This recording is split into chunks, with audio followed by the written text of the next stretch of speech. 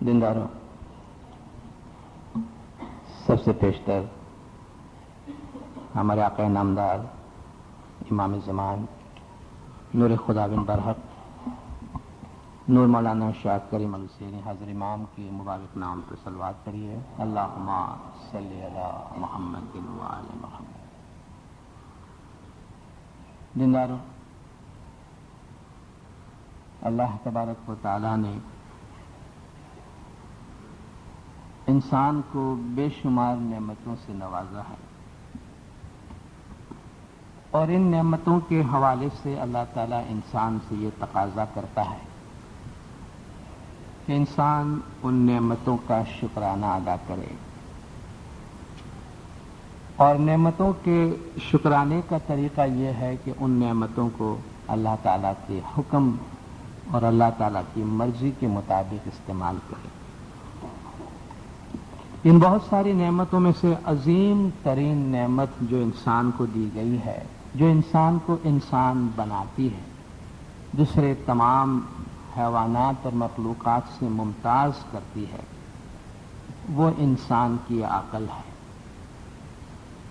اور اس نعمت کے لیے انسان جتنا بھی شکر کرے اتنا کم ہے۔ مگر اس نعمت کا شکرانہ صرف یہی نہیں ہے کہ ہم کہیں کہ یا اللہ تیرا لاکھ لاکھ شکر ہے کہ تو نے مجھے عقل دی ہے، بلکہ اس کا طریقہ یہ ہے کہ اس عقل کا جو اہم کام ہے کہ اس کو استعمال کرے، غور و فکر کرے، اور کائنات میں پوشیدہ اللہ تبارک و تعالیٰ کی نشانیوں کو، اللہ تعالیٰ کے پیغامات کو جاننے اور سمجھنے کی کوشش کرے۔ یہ اس عقل کی شکر گزاری ہے۔ جن کو اللہ تعالیٰ نے عقل دی ہے مگر وہ اس کا استعمال نہیں کرتے، اللہ تعالیٰ انہیں حیوان کی کیٹیگری میں ہی شمار کرتا ہے۔ قرآن حکیم کی کتنی خوبصورت آیت ہے جس میں اللہ تعالیٰ فرماتا ہے کہ وَلَقَدْ ذَرَأْنَا لِجَهَنَّمَ كَثِيرًا مِّنَ الْجِنِّ وَالْإِنسِ، ہم نے انسانوں اور جنات میں سے ایک بہت بڑی تعداد کو جہنم کے واسطے مخصوص کر دیا ہے کہ وہ پہلے سے ہی پتا ہے کہ یہ لوگ جہنمی ہیں۔ کیا قصور ہے ان کا؟ انہوں نے کیا گناہ کیا ہے؟ ان کا گناہ یہ ہے کہ لہم قلوب لا یفقہون بہا، ان کے دل ہیں مگر ان سے وہ سمجھتے نہیں ہیں۔ لہم اعین لا یبصرون بہا، ان کی آنکھیں ہیں مگر وہ دیکھتے نہیں ہیں۔ ہم نے ان کو آنکھیں دی مگر وہ پھر بھی اندھے ہیں۔ ہم نے ان کو دل دیے پھر بھی نہیں سمجھتے ہیں۔ لہم آذان لا یسمعون بہا، ان کو ہم نے کان دیے ہیں مگر اس سے وہ سنتے نہیں ہیں۔ اولئک کالانعام، یہ لوگ حیوان جیسے ہیں، یہ لوگ جانور جیسے ہیں۔ بل ہم اضل منہم، بلکہ اس سے بھی، حیوان سے بھی گئے گزرے ہیں۔ جو اللہ کی دی ہوئی ان انر فیکلٹیز جو ہمارے اندر ہے اس کا استعمال نہیں کرتے۔ سمن بکمن عمیٌ، گنگے ہیں، بہرے ہیں، اندھے ہیں۔ وہم لا یشعرون، شعور نہیں رکھتے ہیں، عقل کا استعمال نہیں کرتے۔ عقل کے استعمال کے لیے اللہ نے ایک بہت بڑا کام یہ رکھا ہے کہ فَاعْتَبِرُوا یا اولو الابصار، اے آنکھیں رکھنے والوں عبرت حاصل کرو۔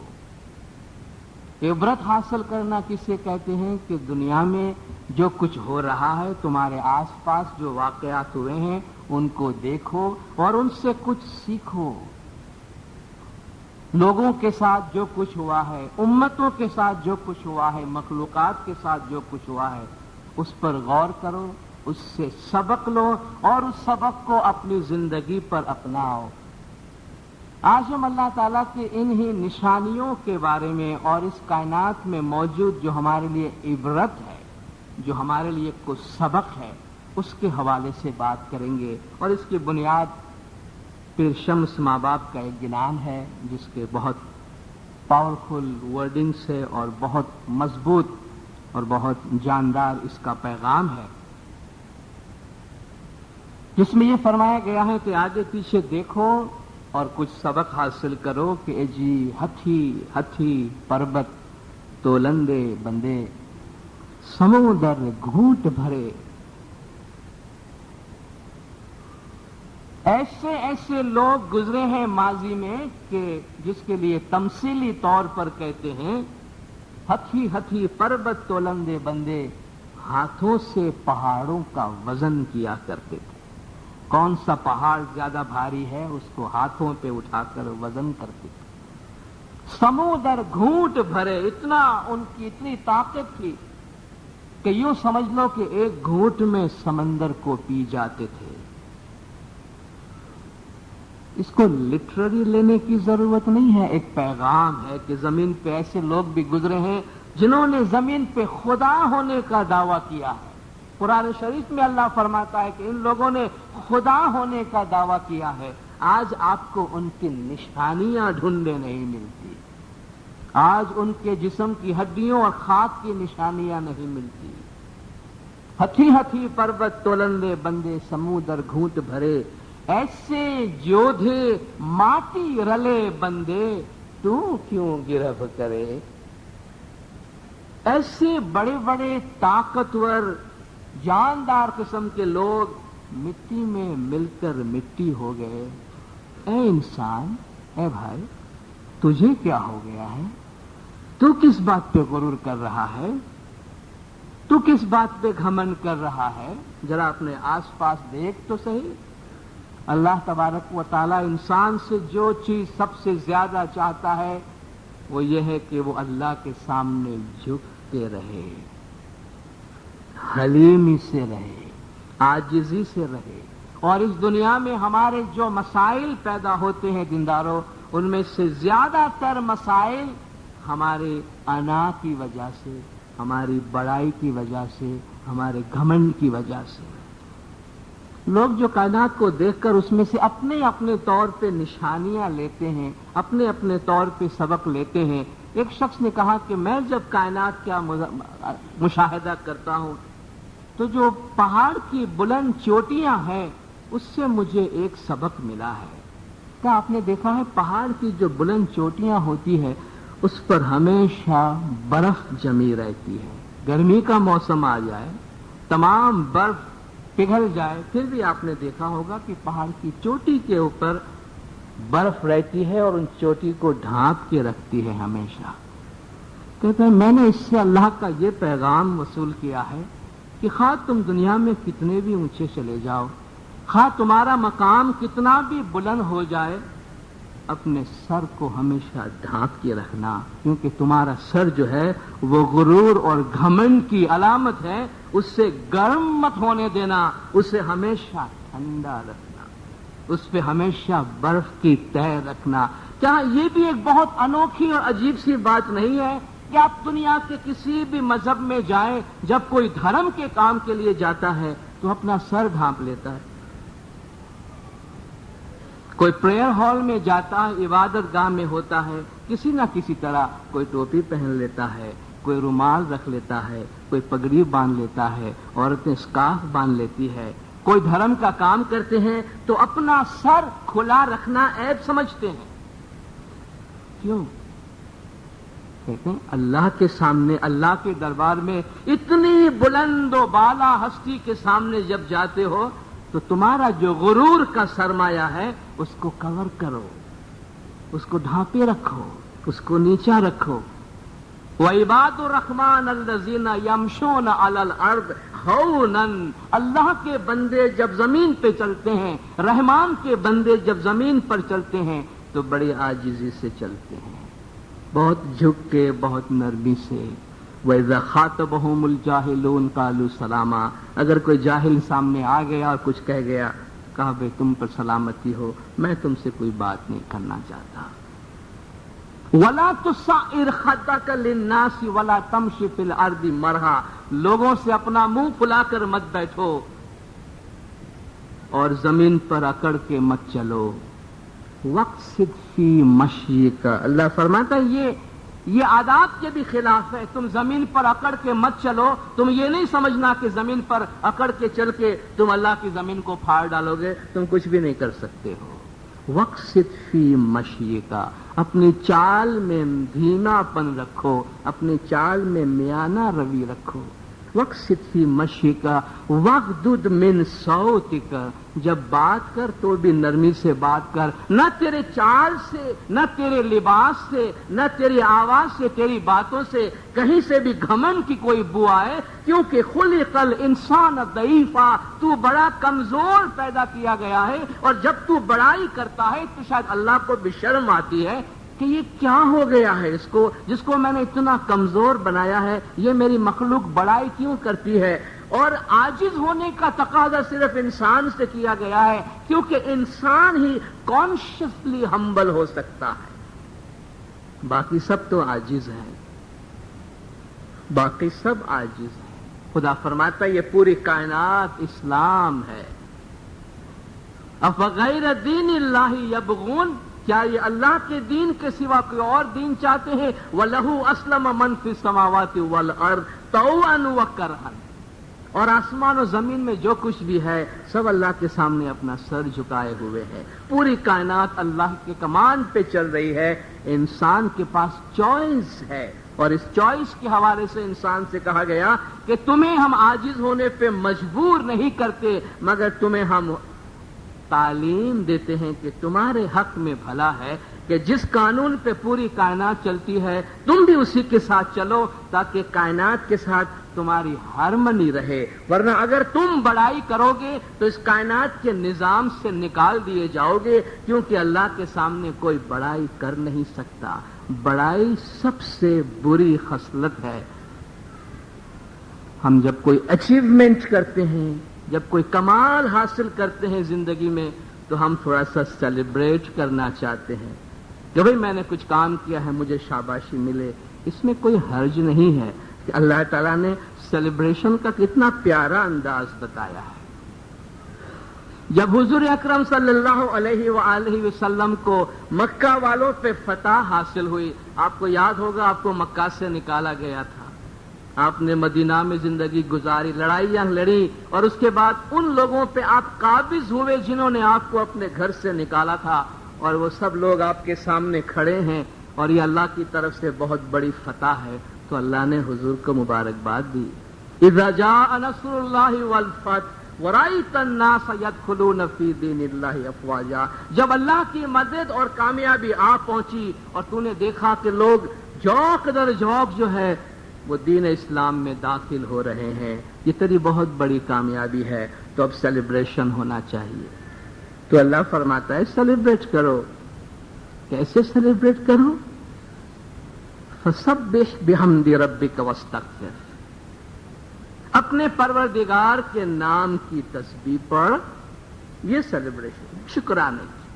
اپنے پروردگار کے نام کی تسبیح پڑھ. یہ حکم پیغمبر، تمام پیغمبروں کے سردار کو دیا گیا ہے کہ جب تجھے یہ کامیابی نصیب ہو تو پروردگار کے نام کی تسبیح پڑھ، واستغفر ہو، اور اس کے لیے اس کے پاس اپنے گناہوں کی معافی مانگ. انہ کان توابا، وہ بڑا بخشنے والا، بڑا مہربان ہے. اتنے بڑے پیغمبر کو اتنی بڑی کامیابی کے بعد بھی یہ کہنے کی اجازت نہیں دی گئی کہ میں نے کچھ کیا، میں نے کچھ حاصل کیا، بلکہ اس سے کہا گیا سبحان اللہ، کہو کہ اللہ پاک ہے، اللہ کی بڑائی ہے. تو کیوں گرب کرے؟ ہم کس بات پہ بڑائی کرتے ہیں؟ کیا ہے ہمارا؟ سر سے لے کے پیر تک جو کچھ ہمارے پاس ہے، اس میں سے کون سی چیز ہماری اپنی کمائی کی ہے؟ ہم نے بڑی اچھی تعلیم حاصل کی ہے ہمارے انٹیلیجنس کی وجہ سے. کس نے وہ عقل، کس نے وہ انٹلیکٹ ہم کو دیا ہے؟ اللہ نے دی ہے. تو اللہ کے نام پہ شکر کی دو تسبیح تو پڑھے، جس نے یہ انسٹرومنٹ ہمیں دیا ہے، جس نے یہ فیکلٹی ہمیں دی ہے. تو ہتھی ہتھی پربت تلندے بندے، سمندر گھونٹ بھرے، ایسے جودھے ماٹی رلے بندے، تو کیوں گرب کرے؟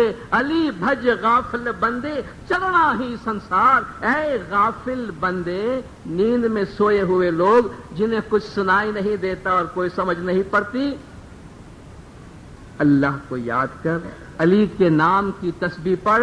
یہ دنیا، یہ زمانہ چلنے والا ہے. گزر جائے گا. دنیا دیکھو جائے چلی، یہ تو ہے 2 دن کی بہار. ابھی آپ نے سنا شاہ گدھا ادنا آلہ.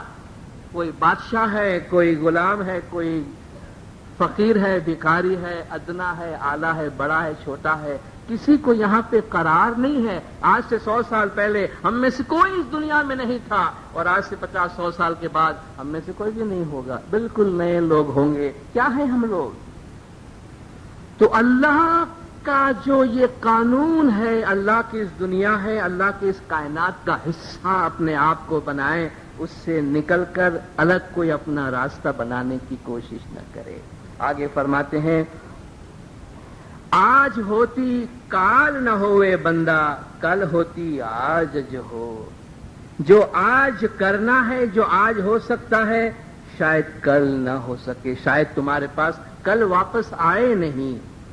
کال ہوتی آج جو ہو، جو کل کرنا ہے اس کو آج ہی سمجھ لو. کال کرنتا آج کرو، آج کرنتا اتار. جو کل کرنا ہے اسے آج کر ڈالو، جو آج کرنا ہے اسے ابھی کر ڈالو. دیکھیں ہماری زندگی اور زندگی کی جو ڈور ہے، سانسوں کی ڈور ہے دیندارو، وہ ہمارے ہاتھ میں نہیں ہے، وہ ہمارے ہاتھ میں نہیں ہے. اللہ کا یہ اتنا عجیب سا قانون ہے کہ انسان دنیا میں کہیں سے کہیں نکل جاتا ہے، اپنا سر گھمنڈ سے کتنا بھی اونچا کر دیتا ہے، قدرت اسے ایک دفعہ لا کے اس کے دربار پہ دے پٹکتی ہے کسی نہ کسی طرح.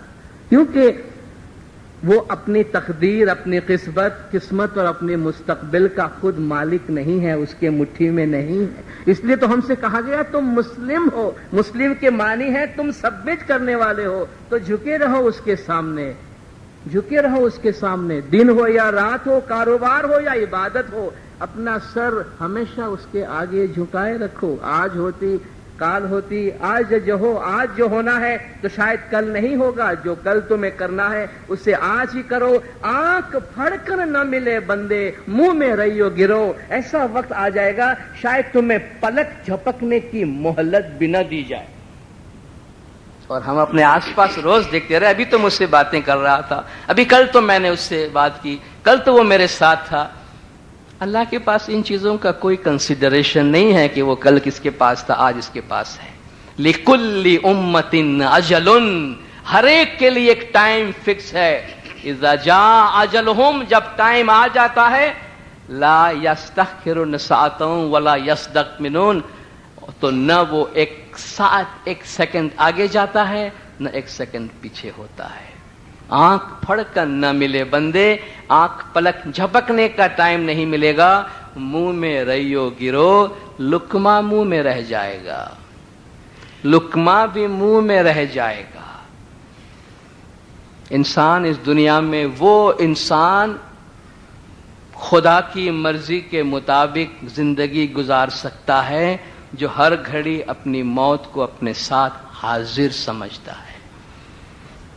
دنیا میں 2 چیزیں یاد رکھنے کی ہے. کہتے ایک شخص کہتا ہے میں نے ہزاروں کتابوں کا مطالعہ کیا، بس اس نتیجے پہ پہنچا ہوں کہ 2 باتیں یاد رکھو، 2 باتیں بھول جاؤ.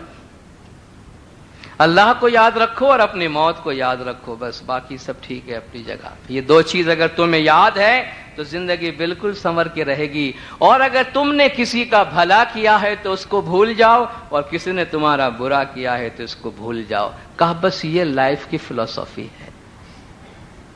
امام نے اپنے فرمان میں فرمایا کہ پیر صدردین سے کبھی کوئی گناہ کا کام نہیں ہوتا تھا، کیونکہ وہ ہر گھڑی اللہ کو اپنے ساتھ حاضر و ناظر سمجھتے تھے.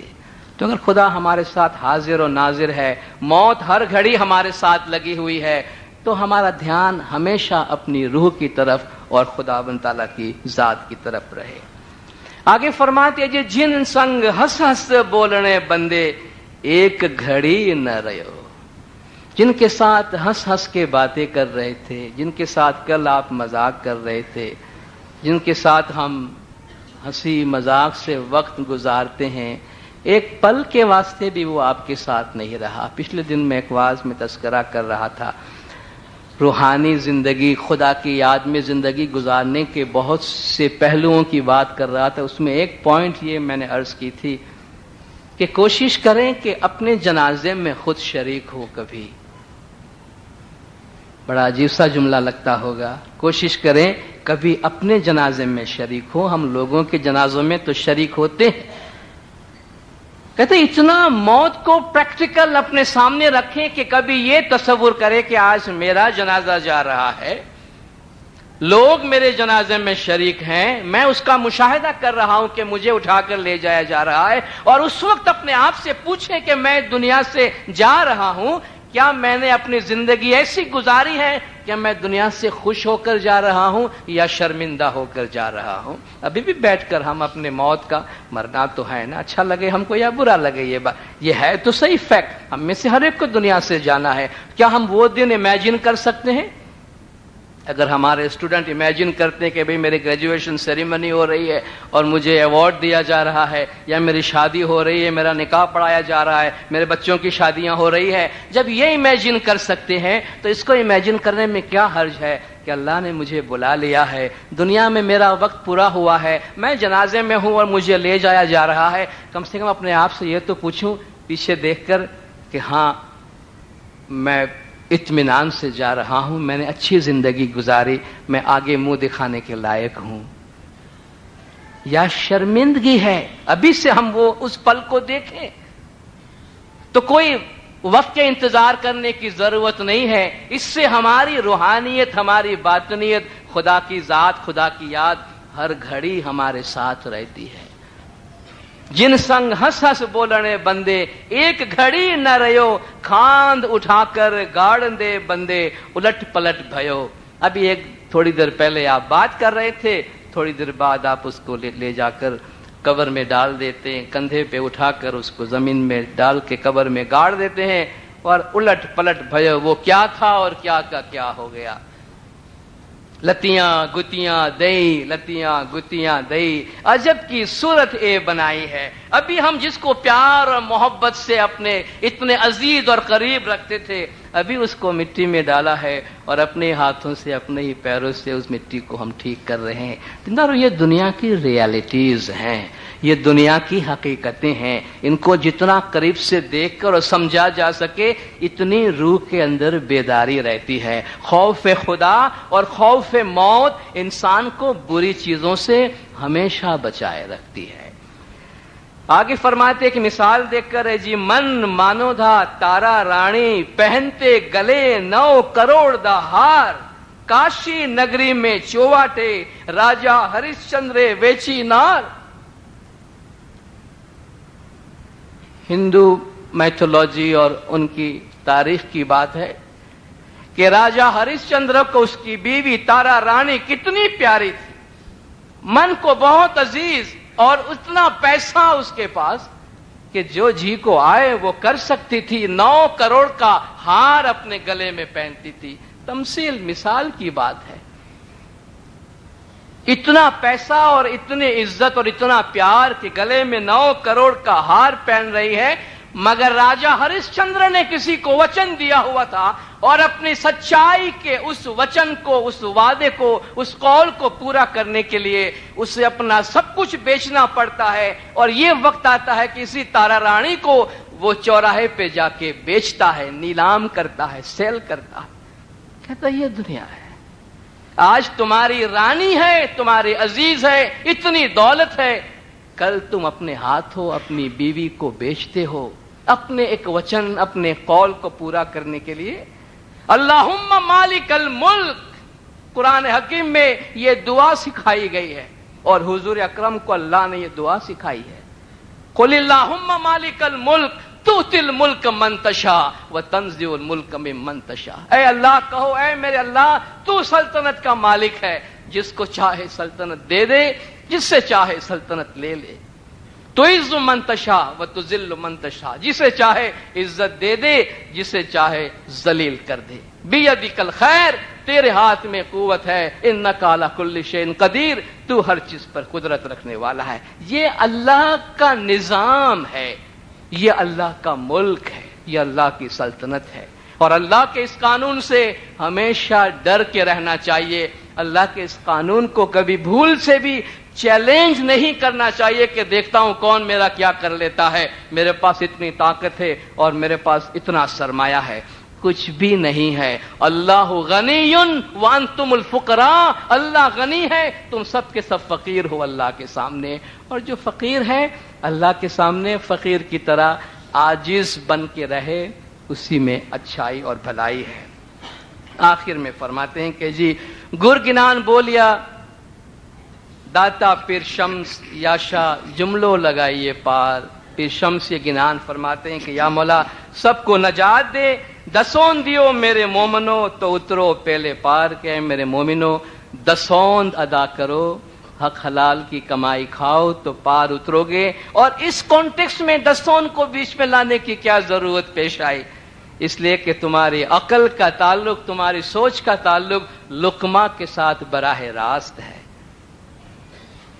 ہم جو کچھ کھاتے ہیں اس سے ہمارا جسم بنتا ہے، ہمارا بلڈ بنتا ہے، ہمارا بلڈ باڈی میں چلتا ہے، اس سے ہمارے سارے سسٹم کام کرتا ہے، اسی سے ہماری عقل، ہمارا برین کام کرتا ہے، اس میں سوچ آتی ہے. کہا لقمہ اگر حلال ہے، لقمہ اگر پاک ہے تو وہ غذا نہیں ہے، وہ نور بن کے ہمارے اندر جاتا ہے اور خیالات نورانی بنتے ہیں. اگر لقمہ ناپاک ہے، حق حلال کی کمائی نہیں ہے، دسوند اس میں سے ادا نہیں کی گئی ہے، تو اس سے انسان کے وجود میں اندھیرا ہوتا ہے. جب اندر اندھیرا ہے تو وچار، عقل، سوچ بھی بہت بری آئے گی. سوچ بری آئے گی تو اعمال بھی برے ہوں گے. اسی لیے کہتے ہیں کہ دسوند دیو میرے مومنو تو اترو پہلے پار. امام کا حق دسوند مال واجبات ادا کرو تاکہ تمہارا وجود پاک رہے اور اس پاکیزگی کے ساتھ تم پار اتر سکو.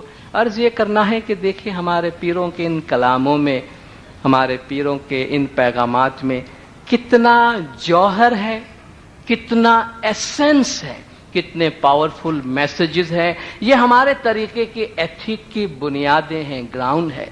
میں صرف یہ آخر میں عرض کرنا چاہتا ہوں کہ ہمارے پیروں کے اس سرمایے کو، گنان کے اس سرمایے کو اپنی زندگی میں جگہ دینے کی کوشش کرے. آپ کے ہاں گنانوں کی کلاس سے چل رہی ہے، نوجوان لڑکوں سے میں گزارش کرنا چاہوں گا کہ اس میں افسوس کی بات یہ ہے کہ نوجوان کوئی آگے نہیں آتے اس میں.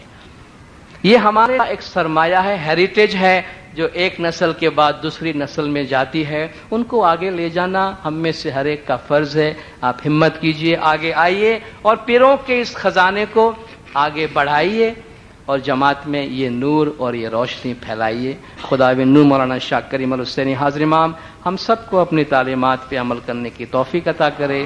مولا گج جماعت کے تمام گناہ معاف کرے، سب کی نیک امیدیں پوری کرے، آخری دم تک ایمان سلامت رکھے، سکھی سلامت اور آباد رکھے، دیدار نصیب کرے. صلوات پڑھ زندہ رکھ. اللہم صلی علی محمد.